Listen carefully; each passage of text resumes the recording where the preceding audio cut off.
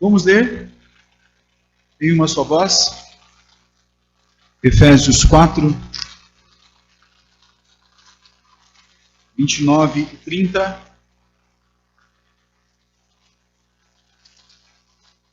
Todos. Não saia da vossa boca nenhuma palavra torpe, e sim unicamente a que for boa para a edificação, conforme a necessidade, e assim transmita a graça aos que ouvem. E não entristeçais o Espírito Santo de Deus, no qual fostes selados para o dia da redenção. Amém. Igreja, na semana passada, eu disse que o apóstolo Paulo, ele divide essa epístola em dois momentos.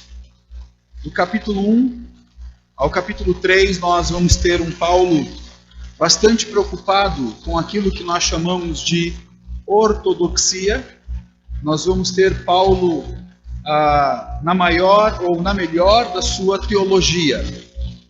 Mas a partir do capítulo 4 até o último capítulo, que é o capítulo 6, nós vamos ver Paulo aplicando a sua teologia. E é o que nós chamamos de ortoparaxia. Eu sempre gosto de dizer que nós precisamos ter uma teologia espiritual e uma espiritualidade teológica. Eu vou explicar isso.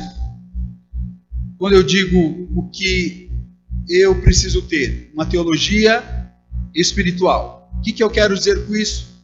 Uma teologia espiritual. É que ao aprender sobre a palavra de Deus, ao aprender sobre as Escrituras Sagradas, eu preciso aplicar isso na minha vida, no dia a dia. Porque senão serão somente palavras ao vento. Então eu preciso ter uma teologia espiritual, uma teologia que ganhe o quê? Vida, que ganhe o dia a dia, que ganhe carne e sangue. Mas, em contrapartida, eu preciso também ter uma espiritualidade teológica. Eu não posso dizer assim, eu vivo a minha espiritualidade do jeito que eu quero. É do jeito que eu quero, né? Ou então do jeito que eu acho. Nós vivemos numa época bastante subjetivista. Eu penso assim, eu acho isso e pronto. Então, a minha espiritualidade, ela nasce também do conhecimento que eu tenho de quem? Do Senhor. E quem é que me fornece conhecimento do Senhor? As Escrituras Sagradas. E o apóstolo Paulo, ele faz isso de forma assim, de uma forma fantástica. Ele é um cara extremamente teológico, mas é um camarada também que aplica, ele vive aquilo que ele realmente estrutura na sua teologia. E no capítulo 4, ele então começa a aplicar isso. E o texto que nós lemos na semana passada, irmãos, é um texto que eu disse que tinha o antes e o depois. Antes de Cristo, eu era de um jeito, eu vivia de um jeito, eu pensava de um jeito, mas depois de Cristo, agora eu sou uma nova criação. Eu vivo de um outro jeito, eu penso de outro jeito, eu olho a vida e a realidade de uma outra forma. Quando nós partirmos aqui do versículo 25, que nós lemos na semana passada, 25, 26, 27 e 28, eu disse que Paulo, ele trabalha com o não e o sim. Você tem que deixar a mentira e falar o quê? A verdade. Não minta mais, mas agora fale a verdade. ele continua: vocês devem e podem até se irar, mas vocês não devem pecar. Então, não pequem quando vocês se irarem. O não e o sim. Aquele que roubava, não roube mais, mas faça o quê? Trabalhe. Deve derramar o seu suor. E aí, irmãos, nós deixamos para hoje o verso 29, o verso 30. E quando o apóstolo Paulo fala nos versos anteriores que nós temos que nos renovar no espírito do vosso entendimento e vos revistais do novo homem criado segundo Deus em justiça e retidão procedentes da verdade, versos 23 e 24, eu disse que esse revistais, eu disse isso na semana passada, esse revistais é como você chegasse em casa e jogasse para fora toda a sujeira, todo aquele enfado, tomasse aquele banho que te deixasse assim extremamente confortável, te deixasse extremamente limpo, te deixasse novo. Esta é a ideia do texto quando o apóstolo Paulo nos diz que nós devemos nos revestir do novo homem. Por quê? Porque o velho homem era um homem obscurecido de entendimento e tinha uma vida alheia à vida de Deus, uma vida alienada à vida de Deus. Outrora, eu e você tínhamos também corações duros. Outrora nós estávamos na ignorância, nós estávamos nas trevas, mas hoje nós estamos na luz.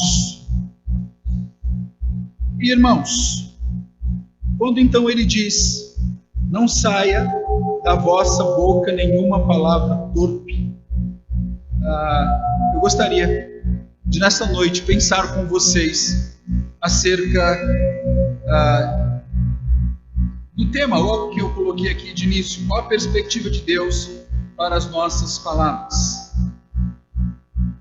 Mas antes de eu responder qual é a perspectiva de Deus para as nossas palavras, eu gostaria de fazer uma outra pergunta. Qual é a perspectiva de Deus para a sua criação? Qual é a perspectiva de Deus quando Ele criou o homem, imagem e semelhança? Eu já respondo: Deus criou todas as coisas para a sua glória. Qual é o fim principal do homem? Glorificá-lo e gozá-lo para sempre. E Deus, Ele é o idealizador e o criador da comunicação. Ele nos criou com esta capacidade da linguagem, da escrita, de criarmos símbolos, signos e até mesmo a fonetização. Aliás, as Escrituras Sagradas nos mostram que o primeiro ser que fala nas categorias de tempo e espaço é o nosso Deus. Ele disse: haja luz e houve luz. E quando criou o homem, no sexto dia, a Bíblia diz que quem conversou primeiramente com o homem foi o Senhor. Mais do que isso, Ele deu a capacidade para o homem dar nome aos animais. Nós chamamos o elefante, aquele animal lá de elefante, porque ele nos deu a capacidade de criarmos estes símbolos, estes signos com significado. Por que a gente deu nome àquela árvore que está lá fora? Ela poderia se chamar outra coisa. Mas Deus, além da linguagem, que nós chamamos de mimetização, porque nós aprendemos a falar pela imitação, Ele nos deu esta capacidade também de criarmos símbolos, de juntarmos símbolos, de dar som a esses símbolos. E eu esta noite estar falando aqui com vocês, e um texto que nós lemos em uníssono. Ele não deu esta capacidade à flora e à fauna, mas deu para mim e para você. E é interessante, é que A nossa comunicação, ela acontece na vida ordinária. Nossa comunicação diária, nós nos comunicamos todos os dias.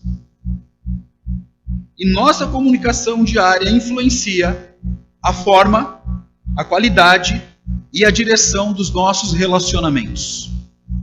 Determinam também o tom dos nossos relacionamentos. E o apóstolo Paulo, quando ele começa a escrever aqui, a partir do capítulo 4, e começa a dizer que eles devem deixar a mentira, que eles devem irar e não pecar, que eles devem deixar o furto e trabalhar, e que não saia da vossa boca nenhuma palavra torpe, certamente, naquela igreja, como em qualquer igreja do planeta, tinha bronca.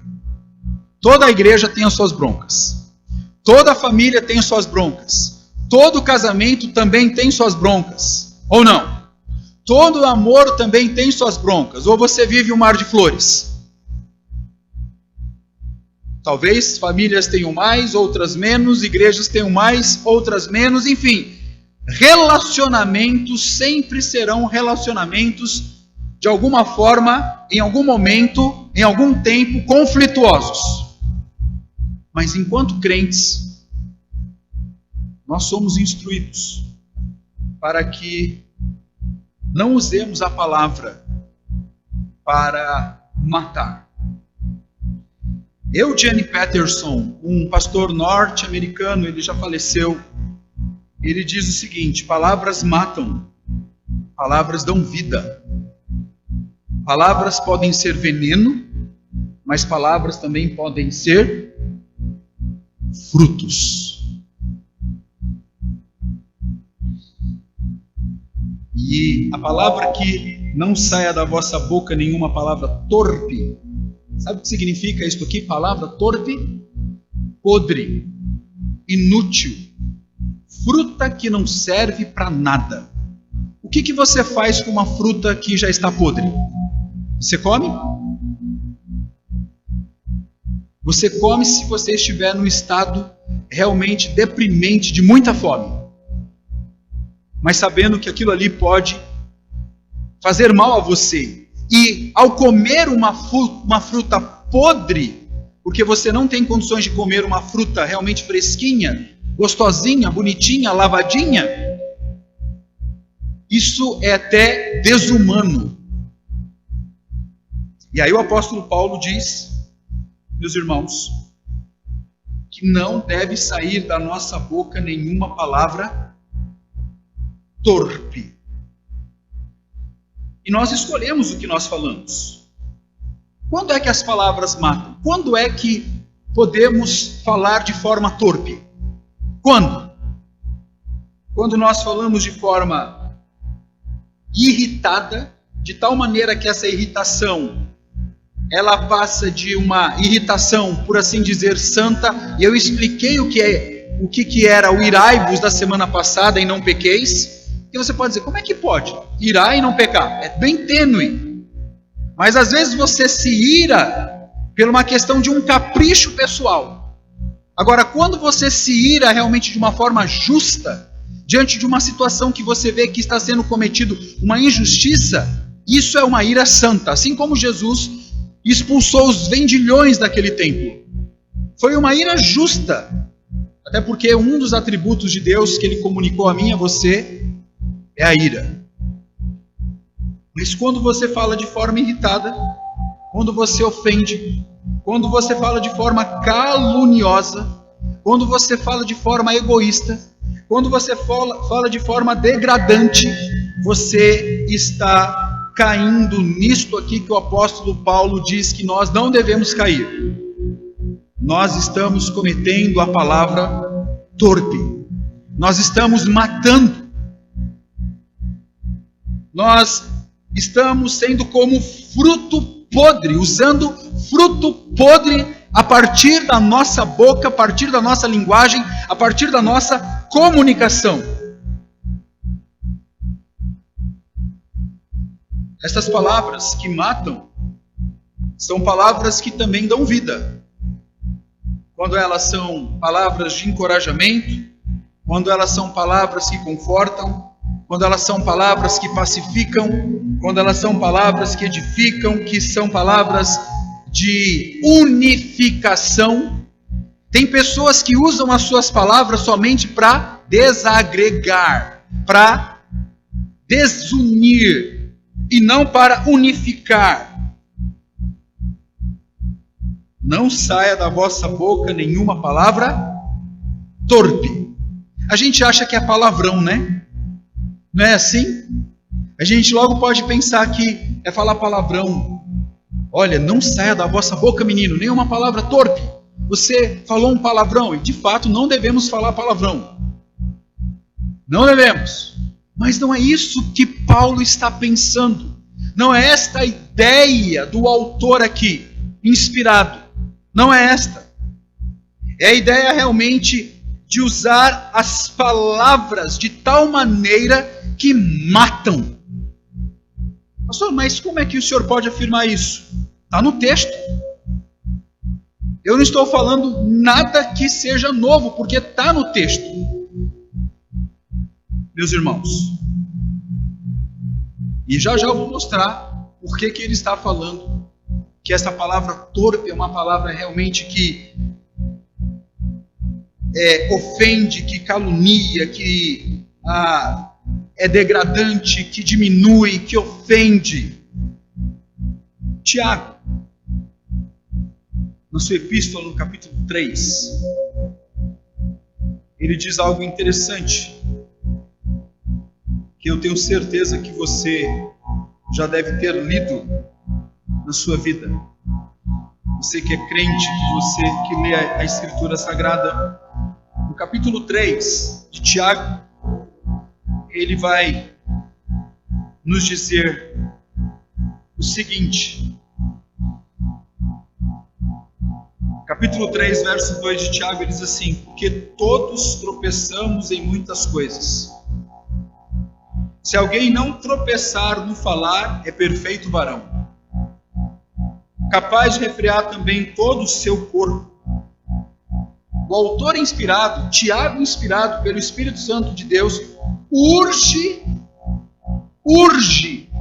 a admitirmos que as nossas palavras são os indicadores mais poderosos e consistentes da nossa necessidade da graça de Deus. Quando nós abrimos as nossas bocas para falar, é na realidade uma evidência o quanto nós precisamos da graça de Deus.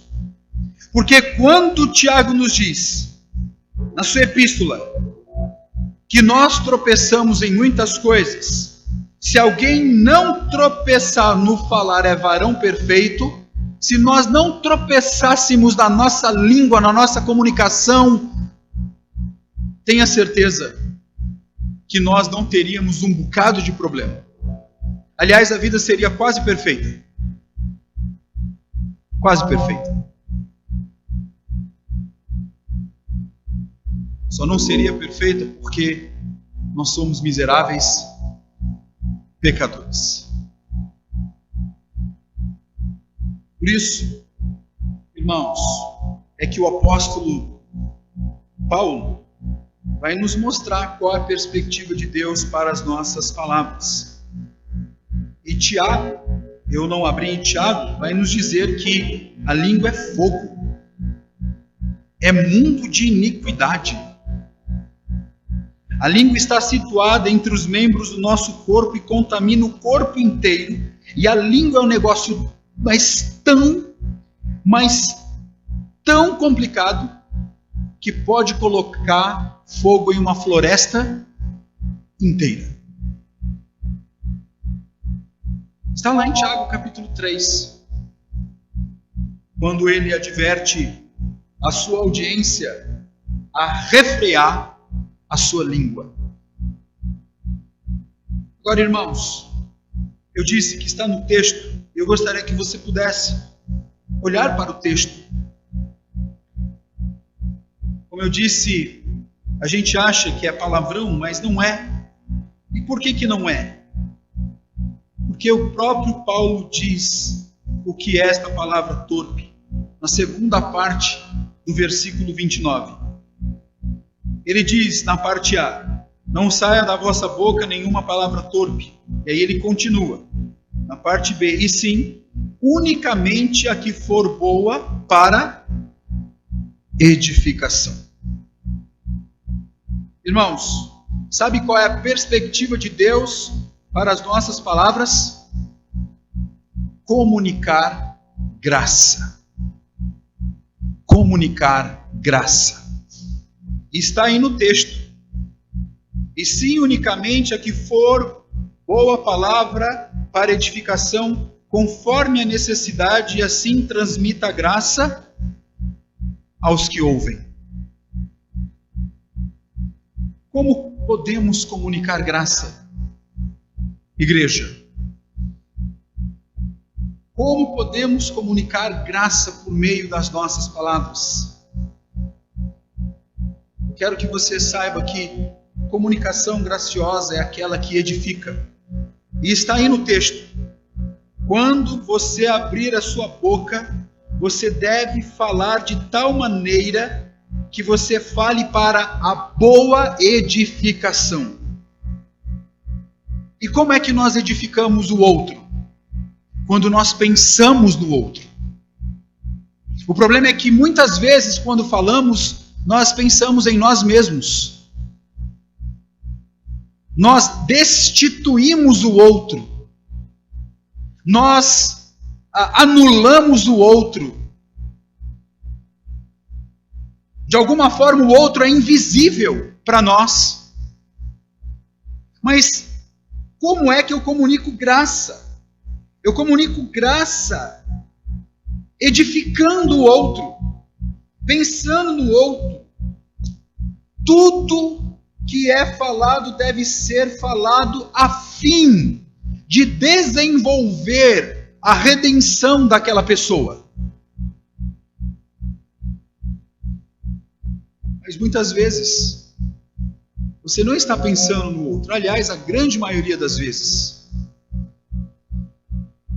Sabe, irmãos? Tem um ditado que diz assim: enquanto nós estamos calados, nós somos senhores. Nós somos senhores das nossas palavras. Mas a partir do momento que nós abrimos a boca, nós nos tornamos o quê? Escravos dessas palavras. E dependendo de como você fala, você pode realmente colocar fogo numa floresta inteira. Por isso que você é chamado para falar de forma graciosa. E aqui está o não e o sim. Não fale nenhuma palavra torpe e fale o quê? Toda palavra que comunique graça. Edificando, pensando no outro. E Paulo diz mais: conforme a necessidade de cada um. Olha o texto. Acompanhe comigo. E sim, unicamente a que for boa para a edificação, conforme a necessidade, e assim transmita a graça. Como é que eu sei a sua necessidade? Como? Como eu descubro a sua necessidade para então eu poder falar com você? De tal maneira que eu comunique graça e não use a palavra torpe. Como? Eu devo me aproximar de você. Eu devo, por exemplo, saber o contexto em que você se encontra. Quantas vezes você já abriu a boca? Quantas vezes nós já abrimos a boca para ferir alguém de forma precipitada? Quantas vezes você falou coisas que não deveriam falar porque você não estava a par de um contexto? Isso nunca aconteceu com você? Certamente. Aliás, Paulo não diz aqui, mas uma das coisas que nós deveríamos nos policiar toda hora é sobre a nossa precipitação. Somos precipitados em um bocado de coisa e no falar é impressionante. Agora imagine você então usando palavra torpe de forma irritada. Imagine você irritado. Imagine você acalorado. O que vai sair da sua boca? Vai sair graça ou vai sair fruto podre? Vai sair vida ou vai sair morte? Por isso que todos que aqui estão esta noite precisam buscar sabedoria no Senhor. E sabe qual é uma das formas de você não falar bobagem? Qual é? É não falar de jeito nenhum.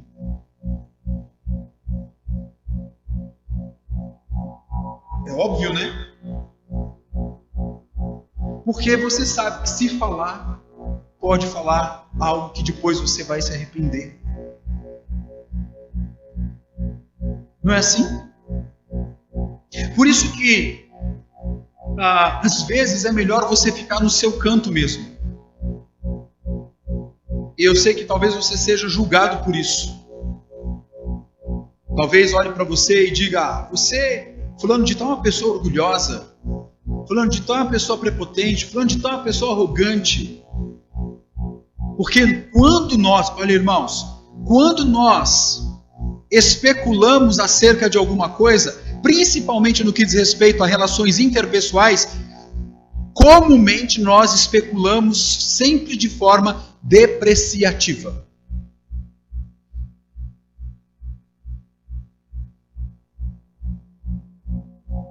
Vê um exemplo? Passei por aquela porta ali e vi Heber. E de repente Heber não falou comigo.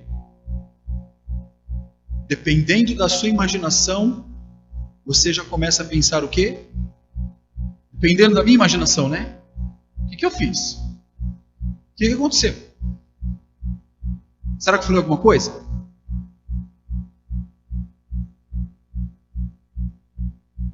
Irmãos, nós somos bem complicados. É como aquele tropeço no meio da rua. Você tropeça e quando levanta alguém está te olhando. Você já imagina 1000 coisas. Mas essas 1000 coisas são coisas boas? São coisas ruins. E agora a nossa comunicação midiática, tecnológica? Eu passo uma mensagem de zap para você e você lê a partir o quê? Do seu contexto, do seu tom, de como você está. Como o pecado afetou todas as áreas das nossas vidas. E a comunicação foi afetada também. Mas sabe, irmãos, nós precisamos olhar para Cristo Jesus. Porque nele, e somente nele, nós podemos levar a boa comunicação que edifica conforme a necessidade de cada um. Nós temos que nos esforçar para aprender com o nosso Deus e com as palavras do apóstolo Paulo. Nós temos que nos esforçar para saber qual é a palavra que eu devo levar. É uma palavra de encorajamento? É uma palavra de consolo? É uma palavra de esperança? É uma palavra de sabedoria? É uma palavra de correção, de repreensão? É uma palavra de ensinamento? Eu preciso ser mais sábio Aliás, a Bíblia diz que o temor do Senhor é o princípio de toda a sabedoria, e realmente quando eu temo a Deus, então eu vou obedecer os mandamentos de Deus. Quando eu temo o Senhor, então eu vou amá-lo sobre todas as coisas e vou amar o meu próximo. E quando eu amo a Deus sobre todas as coisas, significa dizer que eu vou certamente estar olhando primeiramente para os mandamentos de Deus. Eu vou estar me orientando pelos mandamentos de Deus. Eu vou estar orientando a minha vida, a minha conduta, a partir da Escritura Sagrada. Hoje na escola bíblica dominical, eu cheguei a dizer que quanto mais próximo de Deus você estiver, mais distante do velho homem você estará. Porque a Bíblia diz que Deus é santo, santo e santo. E a Bíblia nos diz lá em Pedro, repetindo, Levítico diz que nós temos que ser santos, porque Deus é santo. Sede santos, porque eu sou santo. Então, quanto mais próximo de Deus eu estiver, mais distante do velho homem eu estarei. Então, quanto mais próximo de Deus eu estiver, mais atitudes santas, mais atitudes de Deus. A minha conduta não será regida por mim mesmo, pelo meu coração pecaminoso, mas será regida pelo coração de Deus. E onde é que está o coração de Deus? Na Escritura Sagrada, em sua palavra. Agora, olhe bem, quanto mais distante de Deus você estiver, mais próximo do seu velho homem você estará. Distante de Deus, próximo do velho homem. E quando você estiver próximo do velho homem, você não terá nenhuma condição de comunicar graça, de jeito nenhum. Vai sair da sua boca palavra torpe. Vai sair palavra realmente inútil, podre, fruta que não serve para nada. Mas eu quero dizer para você que esta não é a perspectiva de Deus para o uso das palavras que saem da sua boca.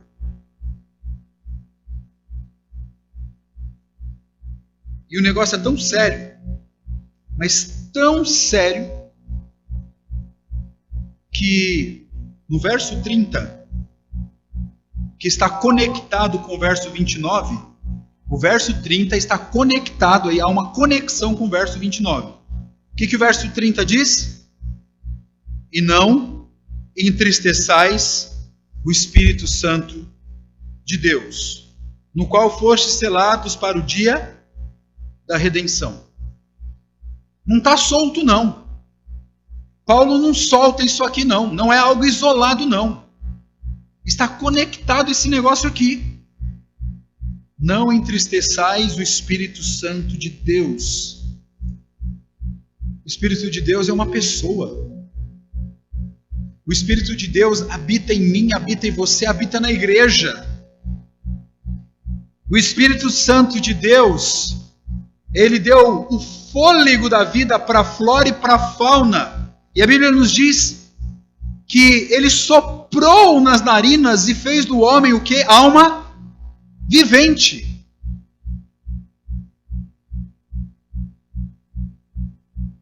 Para você ter uma ideia, Paulo usa o termo Espírito Santo cerca de 30 vezes nas suas epístolas. 30. Espírito Santo. E o termo espírito, pneuma no grego, aparece sem o adjetivo santo cerca de 70 vezes. E quem é esse Espírito Santo? É aquele que confere vida e sustenta esta vida. É Ele que convence o homem do pecado, da justiça e do juízo.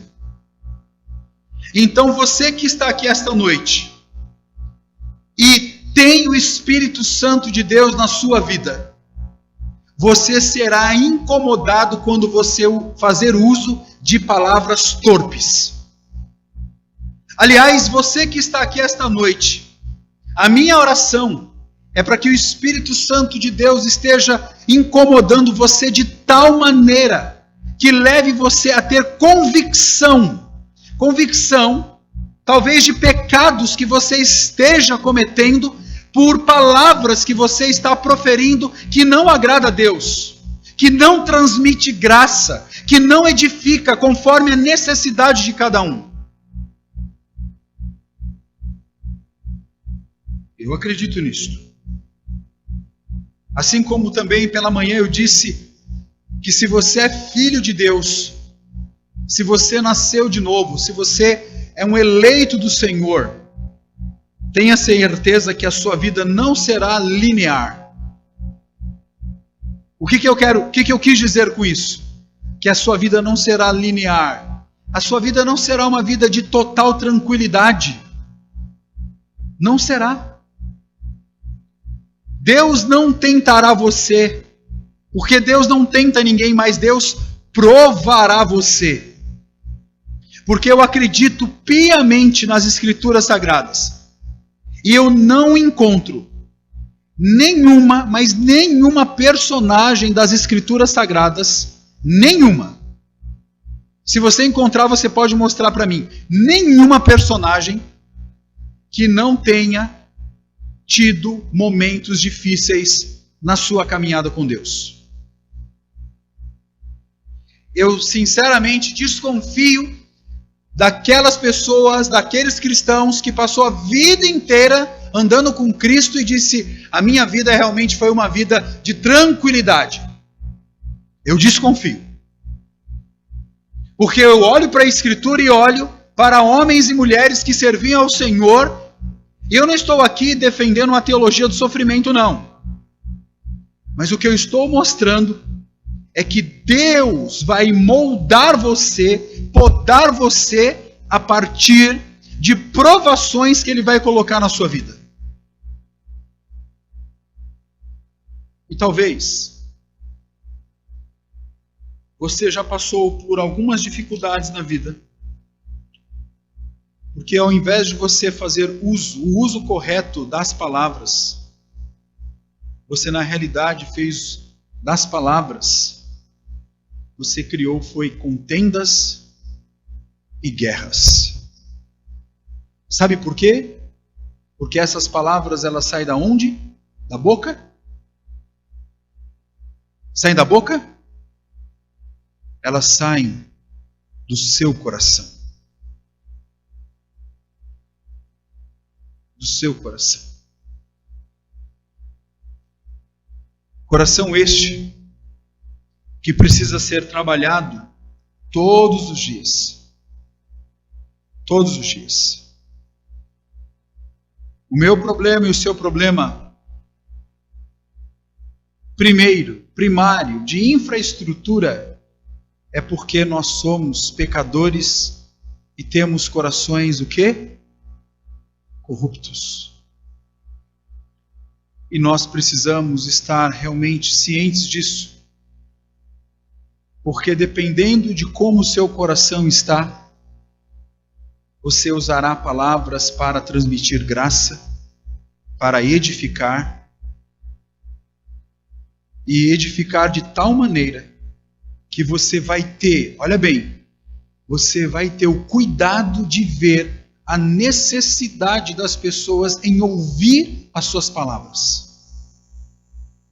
Agora, quando você está com o seu coração sujo, cheio, encharcado, não tem como sair palavras que transmitam graça. Vai sair palavra torpe, sim. Palavra que maltrata, palavra que calunia, palavra que vai detratar, palavra que vai diminuir, palavra que vai fazer morrer.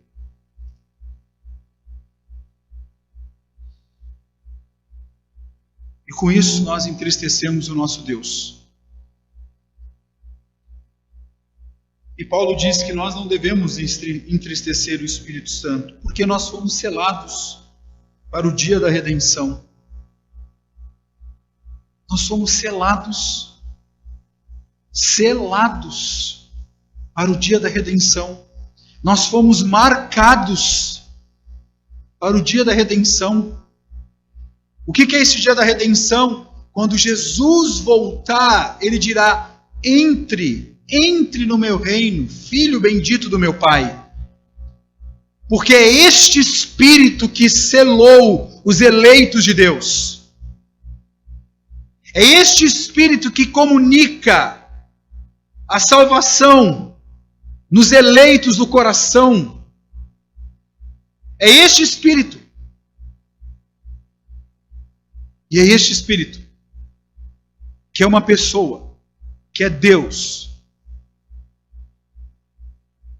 e que não deve ser entristecido, mas que nós entristecemos muito, mas muito mesmo.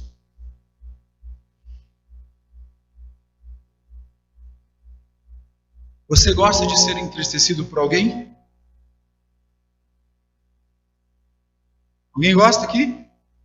Você gosta de ser ofendido por alguém? Se alguém lhe ofender, você faz o quê? Se alguém pisar no seu pé, você faz o quê? Quando alguém lhe entristece, como é que você pensa acerca da pessoa que lhe entristeceu?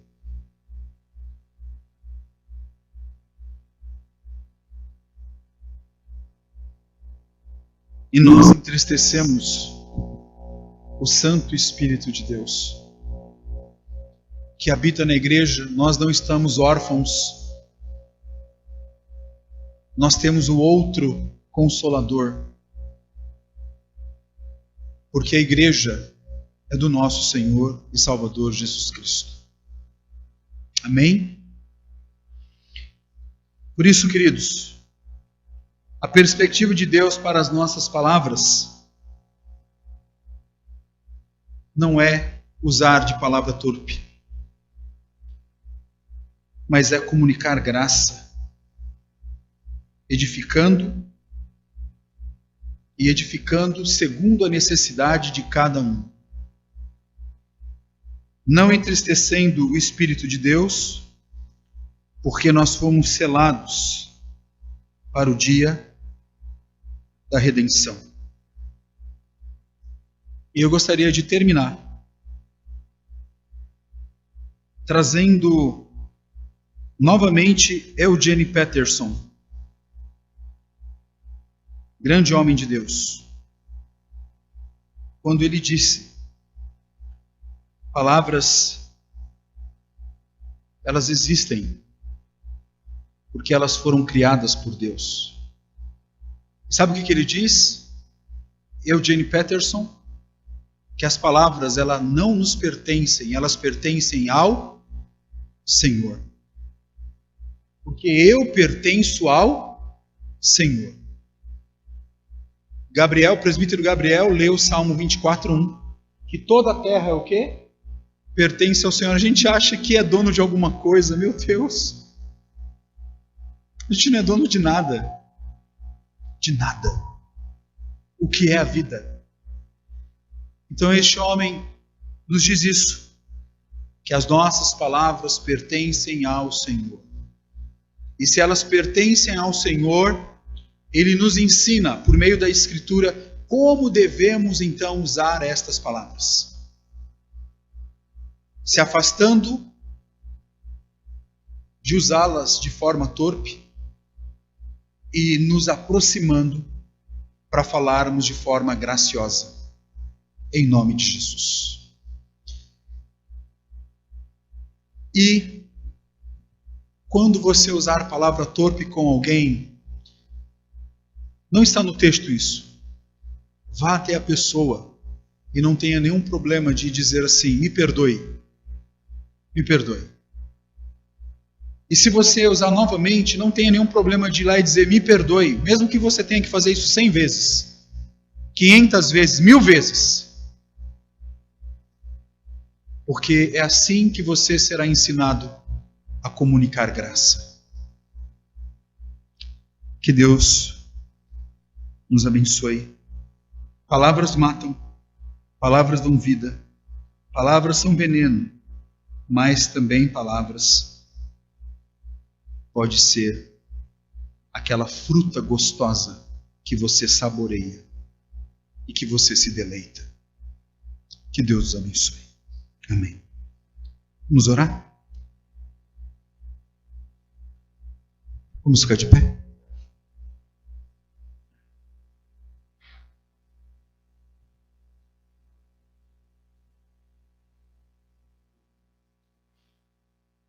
Baixe sua cabeça.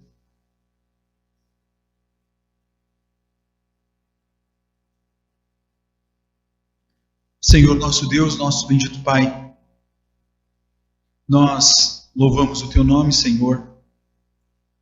Te agradecemos pelas nossas vidas. Te agradecemos, ó Deus, porque em Cristo nós fomos justificados. O Teu Santo Espírito nos convenceu do pecado, da justiça e do juízo. Ajuda-nos agora, Senhor, como novos homens que somos, como nova criação que somos, a realmente vivermos, não de forma obscurecida, mas vivermos a partir da luz da Tua palavra. Então ajuda-nos a não usar palavras de forma torpe, de forma inútil, de forma podre, mas que possamos comunicar graça por meio de tudo aquilo que falamos, Senhor. E quando nós não conseguirmos falar as palavras que não são nossas, mas são Tuas, porque o Senhor é que nos deu esta capacidade de linguagem, que ao usarmos de forma indevida, que possamos nos arrepender aos Teus pés, pedir perdão ao Senhor e, se necessário for, pedir perdão ao nosso irmão, ao nosso próximo, quando cometermos tal pecado contra a imagem e a semelhança de Deus. Que a nossa língua não bote fogo numa floresta, mas que a nossa língua edifique vidas, Senhor. Que não venhamos tropeçar na nossa língua. Se não tropeçarmos, vamos ser realmente varão perfeito, como a Tua palavra nos diz.